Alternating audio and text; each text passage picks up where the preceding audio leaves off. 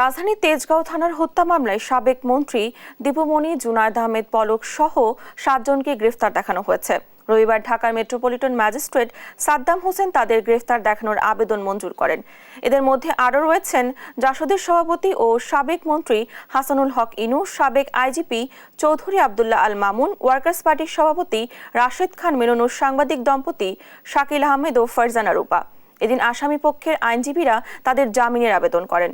শুনানি শেষে আদালত জামিন আবেদন নামঞ্জুর করে তাদের কারাগারে পাঠানোর নির্দেশ দেন। অন্যদিকে তাদের তেজগাঁও থানার হত্যা মামলায় গ্রেফতার দেখানোর আবেদন মঞ্জুর করেন আদালত। এদিকে সাবেক অতিরিক্ত অ্যাটর্নি জেনারেল ব্যারিস্টার মেহেদী হাসান চৌধুরীকে হত্যা মামলায় গ্রেফতার দেখানো হয়েছে।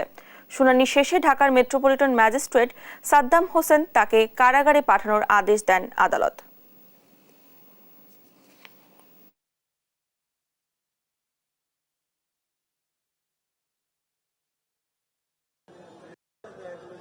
এই আসামিদেরকে প্রাথমিক তদন্তে তাদেরকে জড়িত থাকার বিষয়টা উদ্ঘাটিত হওয়ার কারণে তাদেরকে মামলায় সন্নিবেশ করা হোক। বিজ্ঞ আদালত তার বক্তব্য শুনে এবং আসামি পক্ষেও তাদের আইনজীবীরা এখানে উপস্থিত ছিলেন, তারাও এই সন্নিবেশ হওয়ার পরে তাদের জামিন শুনে তাদের বক্তব্য রাখেন। বিজ্ঞ আদালত তাদের সন্নিবেশ করে জামিন প্রার্থনা নামঞ্জুর করেন।